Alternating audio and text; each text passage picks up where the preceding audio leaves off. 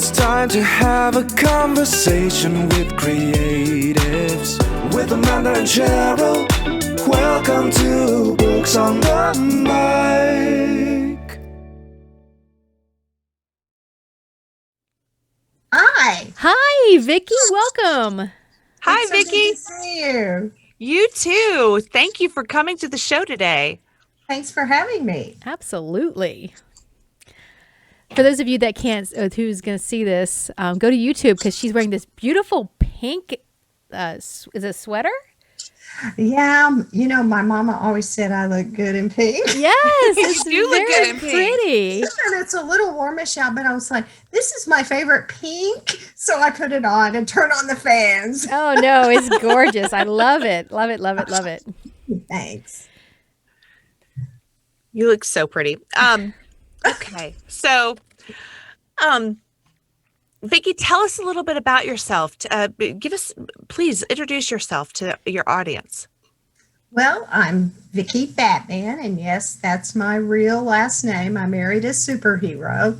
I think the funniest story about that is when we went to get our marriage license, and we're sitting there in the little office waiting for our turn to be called, and someone said, Bateman, and we're sitting there and looking at our watches, sitting there, and I said, do you think they meant us? We went up and asked, and yeah, it was. They were saying Bateman instead of Batman. But we're really Batman. And I was born and raised in Dallas. My grandmother moved here with her new husband in 1919, and she had 6 kids. And I was very fortunate to have 5 mothers, if you include my grandmother. Every Monday, my mom would go to my grandmother's house and all my aunts. And of course, we went too when we were off school. And they would tat and sew and pin patterns and quilt and crochet. And, they just could do it all. My grandmother taught me how to embroider when I was 9. So the crafting thing has always been a big part of all of our lives. I've got a sister who can stitch, and then you turn it over on the back and it looks exactly perfect, and you just hate her. Oh my gosh. It's so funny. I was just telling my husband, I'm going to learn when I retire, I'm going to learn how to embroider because I want to embroider handkerchiefs for my children as a heirloom. Yep. I did pillowcases when quarantine started. Mom had stacks of pillowcases in the closet, and when we cleaned out her house after she passed, they all had grandmother's tatting on them. And so I added my embroidery, and everybody got pillowcases for Christmas. That is so special. It was a lot of fun to do. It really was. And I got to see some of them open them in their faces. It makes you feel so good to know they'll have that kind of gift. Mm-hmm. So I started writing almost 20 years ago. I'd always wanted to, but never had the courage. I was a little afraid of the criticism and didn't quite know how you worked around that aspect of when your work is criticized, how to make it better. And I finally was prompted to do it by a friend. And I came home after a girlfriend trip when she pushed me and wrote 8 chapters and gave them to her to read. And she handed them back and goes, going. And I don't know if she was being nice and whatever, but she takes all the credit for my writing now. Well, maybe she should get all that credit because she pushed you to keep going. Exactly. She gave you that little oomph that you needed. Yeah, I think she knew that there was something in me that needed to come out in that way. And that was her little push. Yeah. So what is the genre that you write in? I write romantic comedy short stories and romantic comedy mysteries. Okay, and how do you do your research for those? Well, I'm one of those people that hears something and it goes bing and I'll write it down, and I really start writing through dialogue. I hear the conversations, and then I'll go back and add the things that need to be adding, the setting and all of those things. So I am what they call a pantser. I write by the seat of my pants. Well, you don't do any plotting, even just a little bit? Well, there are the elements of a story, like you got to have a beginning, a good hook. Then there's that middle stuff that you got to keep everybody going. Then there's the black moment, and then there's the end. And of course, in romance, there's a happy ever after with that end. So you hit those points mentally in your head, and I don't know, it seems to be okay. Yeah. It seems to be working out just fine.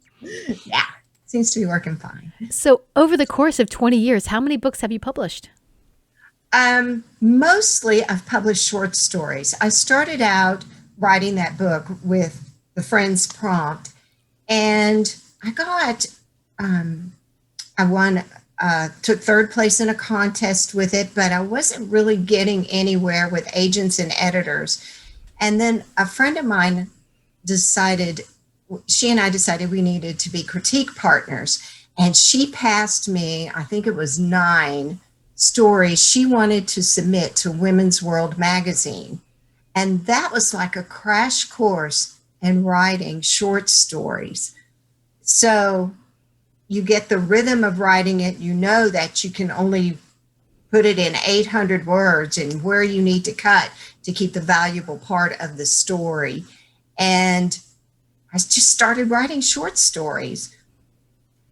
And I've sold about 40 short stories, very short stories, and essays.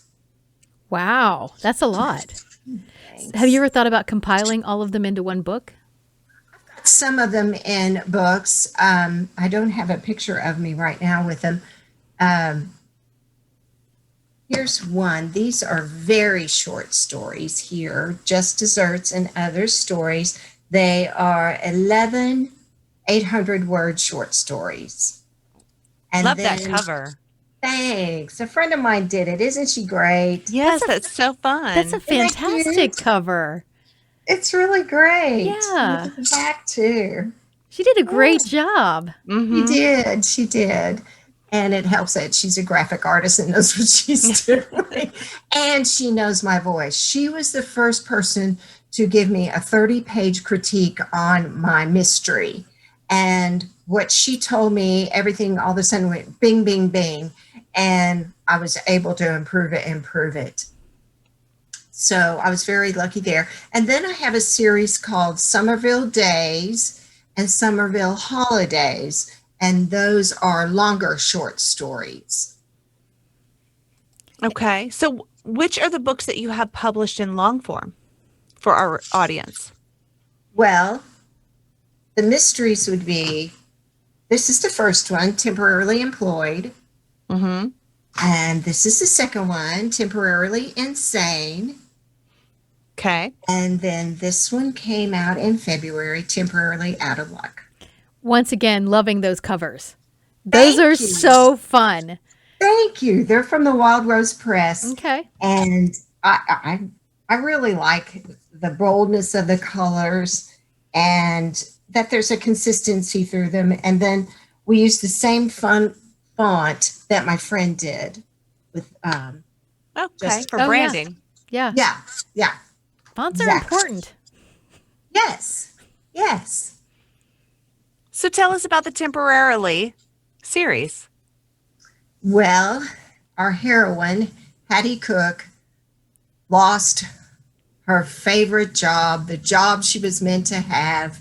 She was an assistant buyer in a department store, and living in the smaller town she resides in, there's not very many retail opportunities. So her friends say, you need to get a temporary job. You're about to lose your apartment. You're going to have to move home with mom and dad, heaven forbid.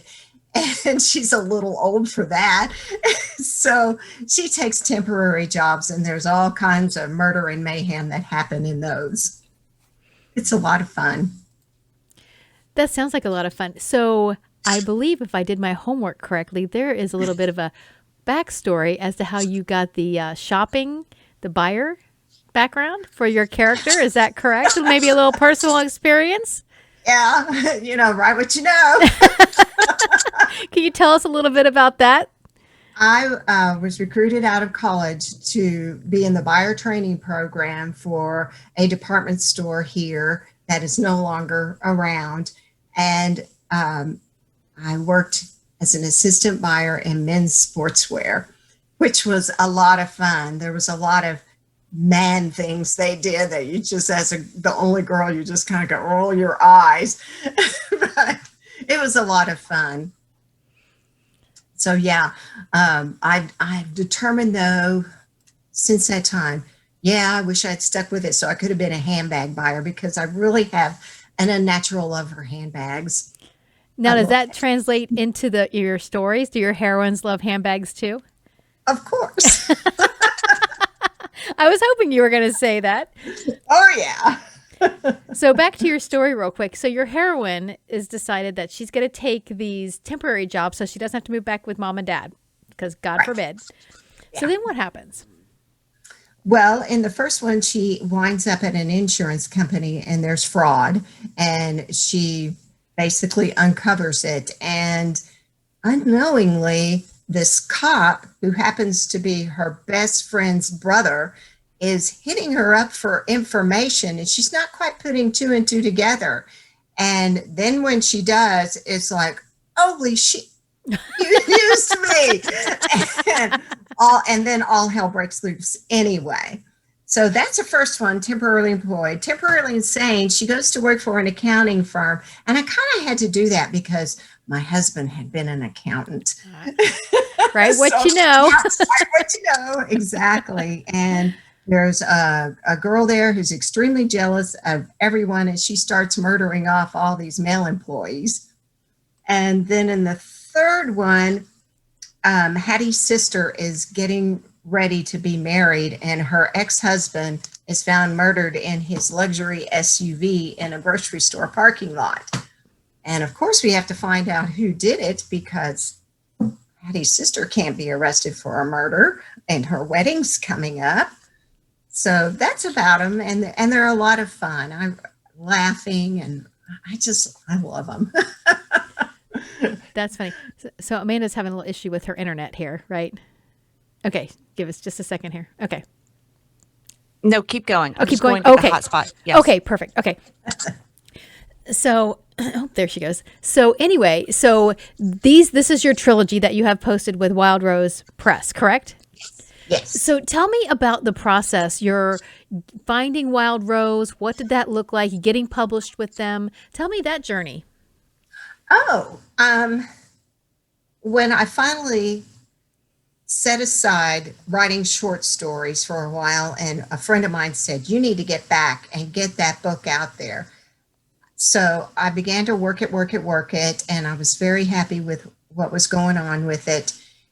And I can't remember which website I got a notice from that the Wild Rose Press would be taking pitches. And I was like, oh, I can do that. So I sign on, and I'm like number 6 or number 9. I can't remember exactly. And then someone had to drop out, and things were working. And next thing I know, it's my turn. Oh no, you're like, I know. So I just pitched the book, and she was like, okay, send me some chapters. And I did. And then a couple of weeks later, I was in Colorado Springs at an author reader event, and the publisher was there. And I went up and spoke with her and told her who I was. And she goes, I've got your book with me right now. What? Let's talk. And so we sat down and talked. And then she goes, I'll be sending you a contract soon. Aw, that's awesome. On cloud 9 at that point. Sure, absolutely. Yeah.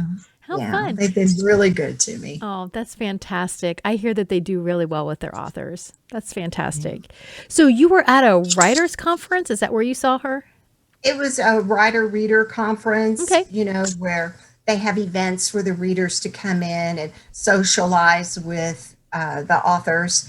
And I happened to see her in the lobby Hmm. and just went up and introduced myself. And of course, she remembered Batman. Yeah, how do you forget? So we just sat down and had the chat, and it evolved from there. I feel very lucky. Very good. That's so nice. So, do you go to a lot of those conferences? Um, Most of the conferences I go to are RWA's conference, and I meet writers and readers, of course, at those. I did do BoucherCon 2 years ago. It was here in Dallas, and that was a lot of fun. It's totally different. It's truly for readers, and the writers just do panels and socialize quite a bit differently. Where RWA is more about education, this was really about the readers, and it was a lot of fun. As a matter of fact, I was working the silent auction, and this woman walked up to me and she said, "I've been looking for you." And I said, "Oh, how nice." And she said, "Do you remember who I am?" And I looked at her Oh, God. like, "No, I'm sorry, I don't remember." And she told me her name. It was my son's fifth grade teacher.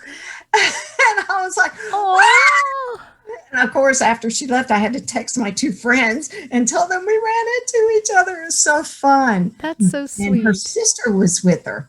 And at BoucherCon, they put out a big booklet, spiral booklet, and there's a picture and autobiography, I'm sorry, biography of the author. And my name is in there. And her sister said, "She's been looking for you all week long, ever since she saw your picture." And I was, Oh, that is I so just, sweet. you want to cry when you have those kind of things happen. It was really sweet. Absolutely. Yeah. So, out of your books, which one did you have the most fun writing? Well, out of the mysteries or out of short stories too? I think everything, all of your children. Okay, so we can't tell this little tidbit. Okay. Secrets safe with us. Son was in college and he was still living here, and his girlfriend had just broken up with him. And he comes in and he sits down on the couch that's across from my desk, and I'm just working away. And finally he says, "I have a theory about love." And my head went, and I just looked at him and I held up a finger and went, wrote that down. It was like I told you earlier that I hear things and that can be what jump starts a story, and wrote it down. And then I went over to the couch and sat with him and said, "Okay, tell me your theory about love." And he does not know that. He probably wouldn't be surprised. People can say things or do things and they get in your books. They do. They're just people. You want to write a character that's real, and that's the best way. It's real. It's real. That's so fun. Yeah. So, like you said, once again, you write what you know. I have a theory about love. So, what was his theory? I'm dying. What was his theory? I don't even remember. Oh, no. That line is so great. Yeah, What? that's fantastic. Remember the rest, that he was in torture over his girlfriend leaving him? Poor guy. I know. Well, all's well that ends well. Right. Last weekend he became engaged. Oh, that's sweet. So yeah, we're gonna have a great girl. She said she adds intellect but not height. She's only like 5'1". Oh, That's teeny thing. I know. It's so funny. So, what do you like to do in your spare time besides craft? Let's see. Yoga. Okay. I love long walks. Jazzercise. I've been jazzercising a long time, and I won't say because that would really age me. And um, read, of course. Of I course. think a lot of writers have said they become writers because they were readers. Right. Yeah. Right. Yeah. So what's your favorite genre to read? The same that you write in? I read almost everything except paranormal and sci-fi. My favorites. I can't. You're missing out. You must consume some paranormal romance. Well, Vicki, this look on your face right now. I won't say that I haven't, but it's just what, the tendency is. Why you pick those up, this is why I picked this up. Right. I tease. I tease. So, do you have a book that was kind of pivotal when it came to your writing style and your writing career? I've always loved Dick Francis mysteries. And when my first son was just a little bitty guy, I had just discovered him and went to half price bookstores with him one day. And I said, "Oh, I'm going to look for Dick Francis books." And he said, "Why are you so interested in him?" And I finally confessed what had been in my heart for a long time. I said, "I wish I could write like him." But it took me a long time to try. And it's not necessarily that he was funny. I just really, really liked his funny. I mean, his style of writing. So when someone wrote something that was funny, it just sort of, I don't know, sent a little trigger in me. And it was pleasing to find those things because mysteries and thrillers, they're usually dark. And to find a little bit of funny that it makes you feel good, and you want that feeling to continue with you. Right. Yeah. No, I completely understand. Yeah. So that's why. And then I was on a girlfriend trip. We go the first weekend in December to a small town in East Texas for a girlfriend trip, and we shop and we tour these old houses and whatever. And just sitting around talking, and one of them looked at me and she said, "You're really funny." I had no idea. No one had ever said, "You're really funny." And I was like, I didn't know that. So I really think that's my voice. That's just what comes out in my book. You're getting Vickie in that book. That's awesome. So, do you have a favorite book? Yes, I'm asking you who your favorite child is. Of mine or someone else's? Of the one that you've written. Of one that I've written? Well, the first one Temporarily Employed will always be a child of my heart because it was the first one.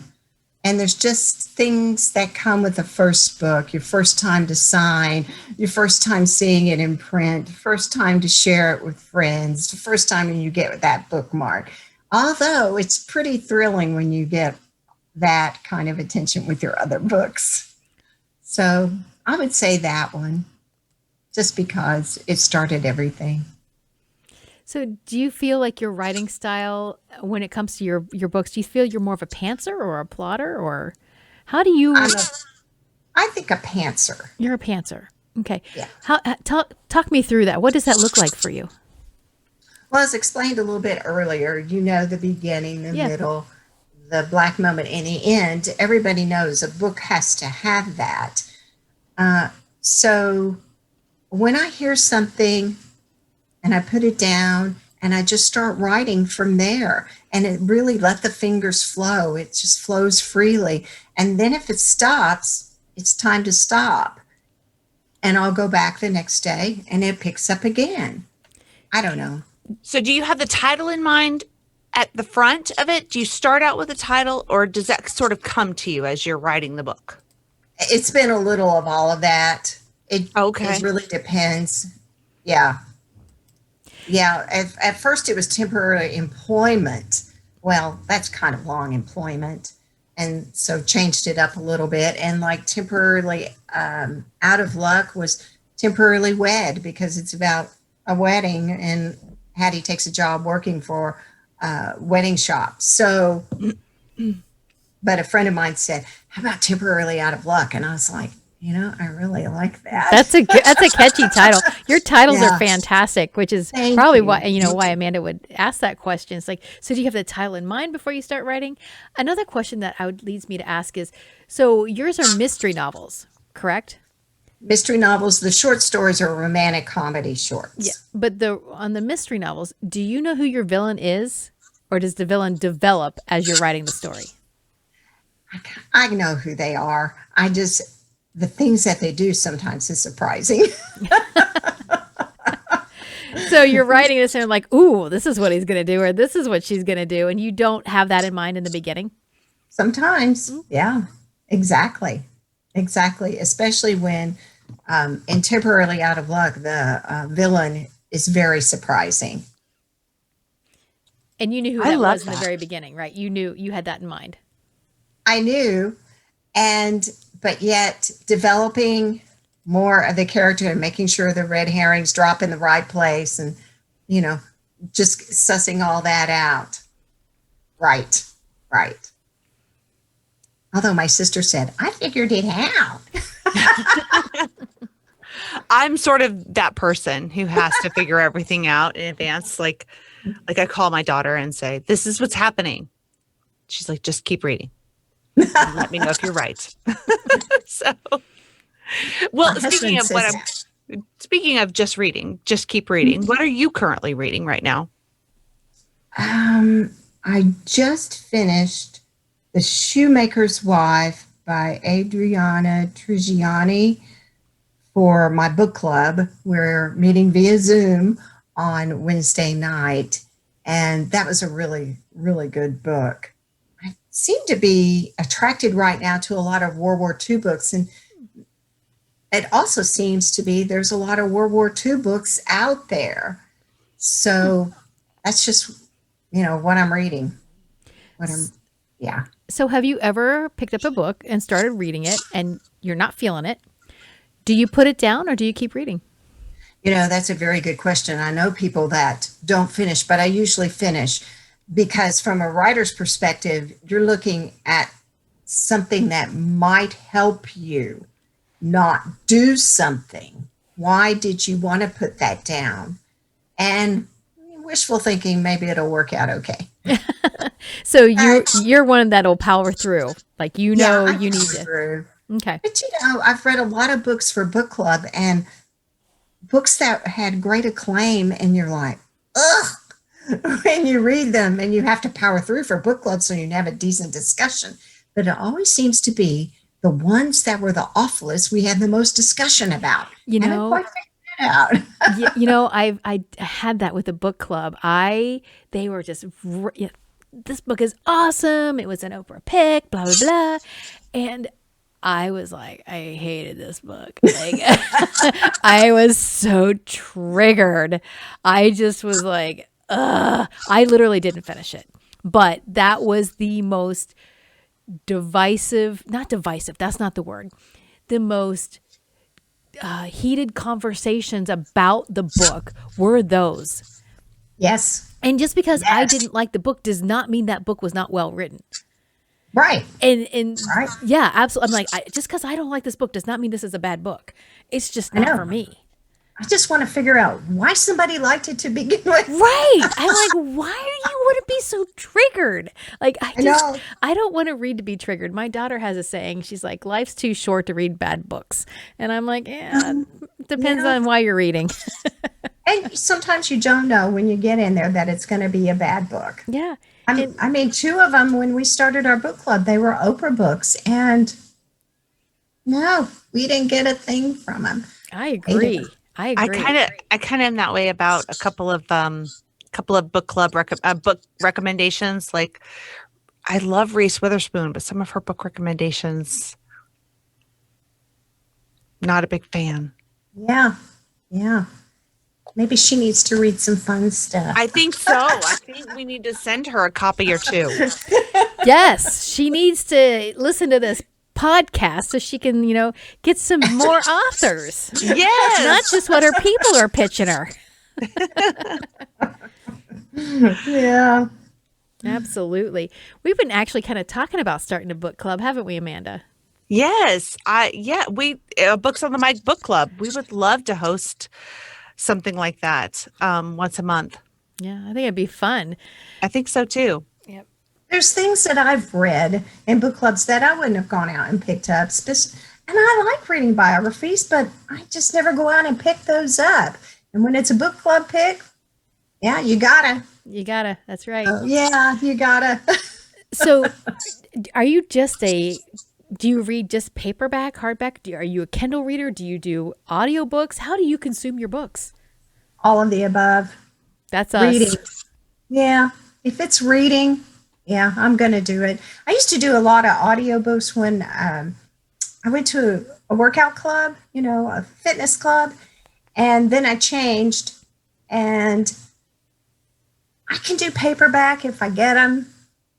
I can do Kindle if I get them, especially for traveling. Right. Oh my gosh.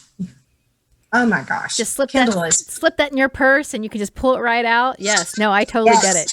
Yes. And so I love that aspect of it. Right now when I walk, instead of listening to audiobooks, I've been listening to BBC History Channel broadcasts, podcasts on Pandora. And they do little segments that are just fascinating.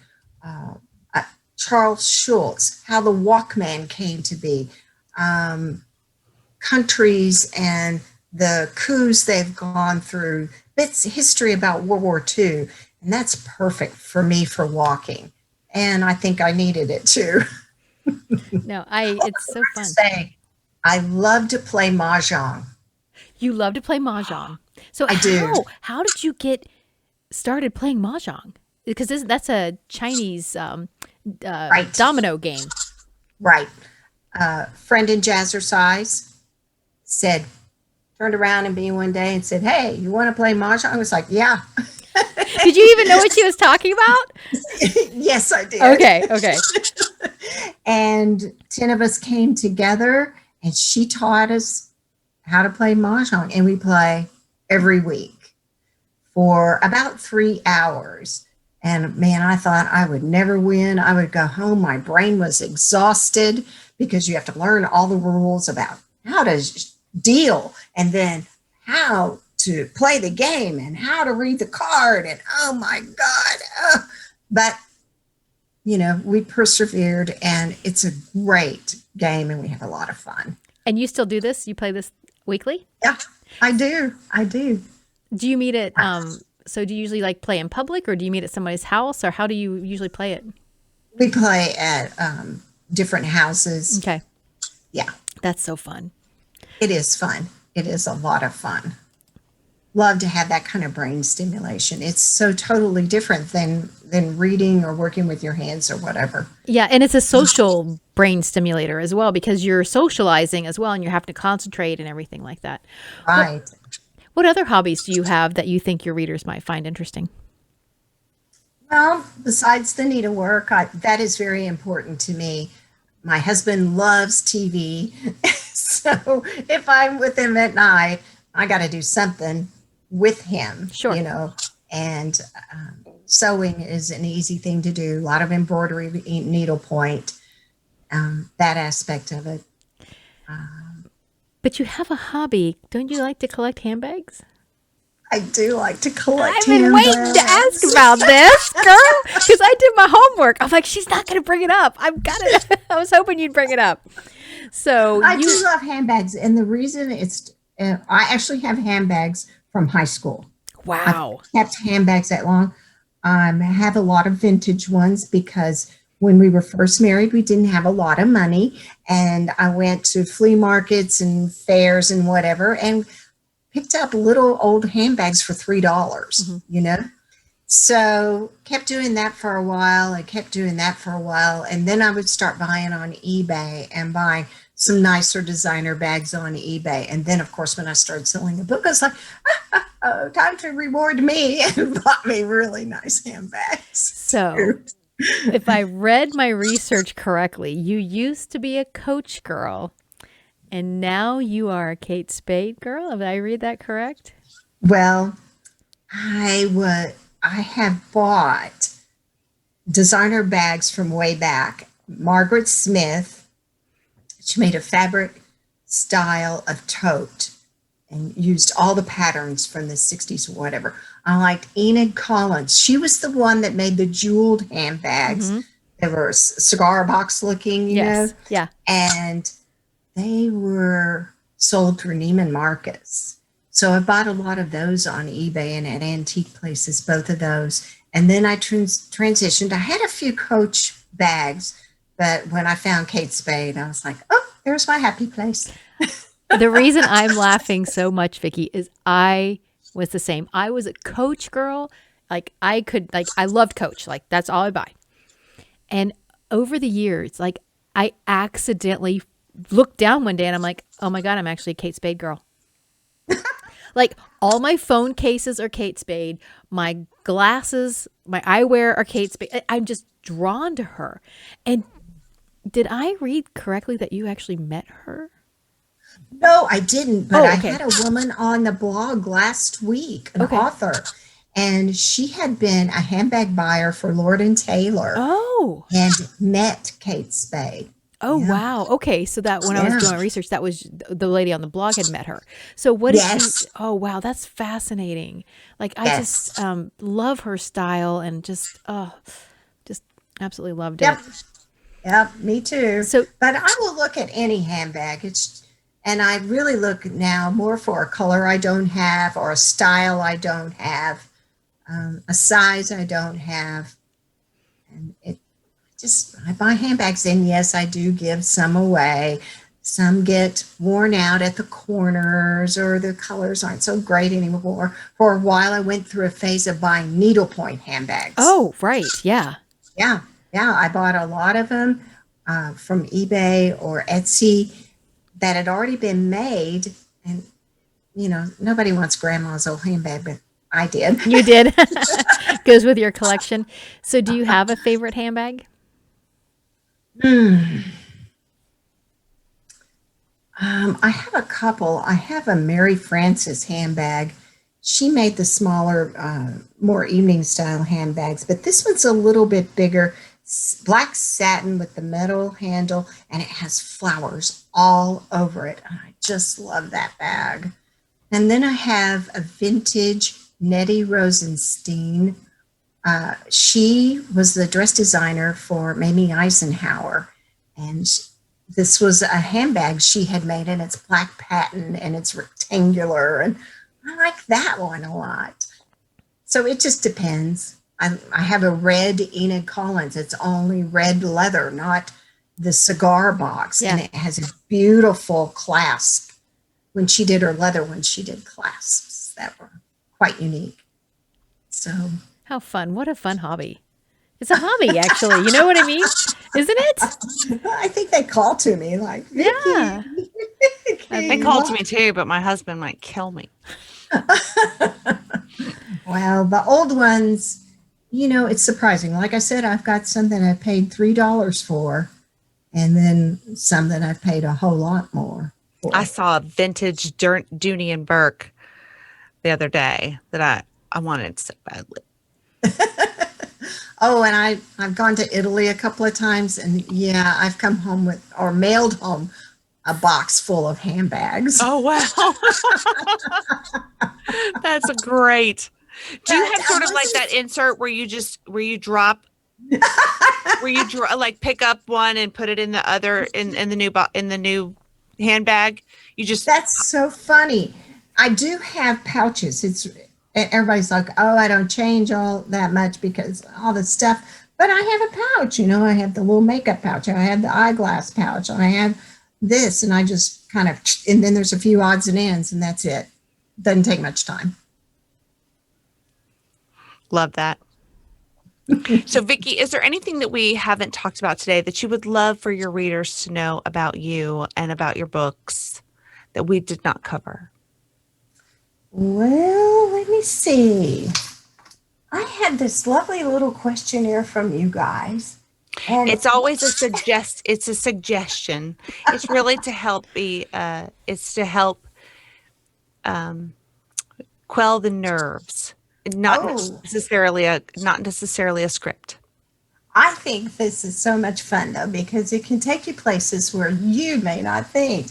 Like, what's behind the scenes in my life? Well, I mentioned I have three sisters.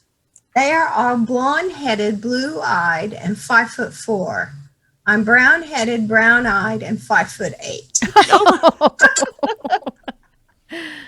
I know. Oh my. And then we've mentioned my unnatural love for handbags. Maybe I can tell the story. I was Miss Oaklawn Moped. What is that? And is there a sash that went with it and a crown? A sash and a crown and a bouquet of flowers. No. It's too funny. I had a friend right out of college that had a moped shop, and we were at a party, and he asked me to represent his moped shop. And I just looked at him. I said, I think I'm getting a little old for that. And I was 25 at the time. And so I did it. And yeah, the girl with the cornrows and who was 19, she was the winner. That is so funny. Are there pictures from this? Oh, God, I hope not. That's But so funny. I did put that in a story. Okay. I did. I used that incident and put it in a story, and I thought it was a lot of Yeah, fun. you're right. What you know. I love it. Well, you're so Okay. funny anyway. I'm sure it's hysterical. Here's another one. Okay. I have a love for cats. I have two dogs now, but I have a love for cats. And the last cat I had lived to be 23 years old. Wow. I know. We adopted these two sisters. One was a silver tabby and one was a brown tabby from, they were just kind of running wild on my father-in-law's land. He lived out of town a little bit. And so we brought home these Kansas farm cats because the boys were going, Mommy, can we have one, please? My husband and I looked at each other, okay, and brought home these two kitty cats. And yeah, she lived to be 23. Right before she died, I took her in for a checkup. And we walked in. I said, this is Scooter. And all these people peeled out of the back of this vet shop, you know. They came out, all the techs, and they came out to the reception area. And I'm like, is something wrong? And they said, no, we've never seen a 23-year-old cat. And Yeah, I bet they haven't. That's Yeah, crazy. 23-year-old. That's a really aged cat. Yeah, she was great. She was a great cat. What was her name? Yeah. Her name was Scooter, but we called her Scoo. Scoo. Now, I have a question because this cat was feral, right? When you got her? When we adopted them, they were about 3 months old. Okay. They were kittens. Were they able did she ever meow? Yeah. Okay. Yeah. Because my cat was feral. Like we got her when she was probably younger. And I've noticed that feral cats can't meow. Like I think that's taught to them. Cats meow to communicate with people, not each other. So Thought of that. Her sister didn't meow much. It would come out like yeah. that. Yes. Yeah. Yeah. And finally, when she got a little older, I guess she found it. Yeah, I she don't found her know, voice. but So yeah. our cat Madeline, she does that. She says that like she can't meow, she can't find her voice. And I've Yeah. noticed that other feral cats when they just can't meow, which I think is very So interesting. glad you told me that because I never put that together before. That's what it's Okay, from. and here's the last little Okay, what's tidbit. the last one? Can we have a picture of Scoo? Can you send us a picture of Scoo? Oh, yeah. let me Not put now. But that- Write it down. Send pics of Scoo. Yes. Okay. Okay, and the last tidbit I have is I love Shaun the Sheep. Who's Shaun the Sheep? What's Have Shaun you the not seen Shaun the Sheep? Have you seen Chicken Run? Oh, is that the British claymation thing? Yes. I know exactly who you're talking about. That's cute. I Shaun the love Sheep. Shaun the Sheep. He's the little sheep. And Yes. they talk out of the side of their mouth when they Yes. Yes, the They're claymation. so funny, and they have these Okay. adventures with this clueless farmer and a dog Yes. who Shaun the Sheep's great. I know exactly who you're Yes. talking about. Yep. Yes. Fun. Shaun the Sheep. So we have the Shaun same the sense of humor. I like I've always liked Bugs Bunny, and so Oh, yes. people say, "Well, your kids, what do they watch or whatever?" When they were little, I was like Bugs Bunny, James Bond, Indiana Jones, and Star Wars. Right. Good mom. So do you know what I found on, I think it was Hulu? I found the Jetsons. Jetsons. Meet the Jetsons. I started watching the Jetsons again. I don't know. It was funny. My husband's like, "What are you doing?" I'm like, "You shut up." You can leave the room. I'm watching the Jetsons and drinking wine. George Jetson, his boy Elroy, daughter Judy. I love it. I love it. Love it. Love it. It's just cute. And I thought it was so funny because Jane's like, she keeps bringing up the fact that she's 33. I was like, okay. How about Astro? Astro. You know, it was really funny because in my memory, I just remember Rosie and Astro being in the show more, but they're really not. They're not in there very often. I haven't watched the Jetsons in a long time, Well, you can so watch it that on may be Hulu. something I need to You can do. watch it on Hulu. Yeah, yeah, that sounds good. Yeah, no, it was fun. I love watching the old cartoons and Bugs Bunny. Yeah, I love Bugs Bunny. He's so Made the funny. wrong turn in Albuquerque. That's right. He's going to the and then and away we go. yeah. He's going to the Great Carrot Festival, right? Yes. Yes. So, ladies, we are running up on time. we are. Right We up are. against Oh it. darn, Yes. that went fast. Yeah, it did go It fast. did. That It was was because time flies when you're having fun. It was so fun. I'm so glad you had fun. Yes. I did, definitely. I'm sure we did. I'm sure Cheryl did as well. Well, I know I did. I just didn't want to speak for Cheryl. I know I did. Okay. Lots of fun. Well, Vickie, thank you so much for joining the show today. We have Absolutely. really enjoyed having you on and talking about all of your books and your short stories and just you and how fun you are. And you're going to ship me one of your vintage handbags, I know. So You never know. I called it first. I called it first, Cheryl. I've got a box down here. I had a winner from a blog tour, and it's got a handbag in it for her. How fun is that? So for our guests, her blog, Vickie Batman's blog, will be linked in the show notes, of course. So please feel free to pop on over there and check out all the great stuff that she has to offer on her website. Absolutely. So much for having me. I had a blast. Thanks, Vickie. And we'll be reaching back out to you. Maybe you'll be back on in the fall. Who knows? Sounds Yes. good. Absolutely. Love to see that. Yep. Thank you so much, Vickie. You have a great night. Thank you. Bye-bye. Bye. Thanks. Bye-bye. Thanks.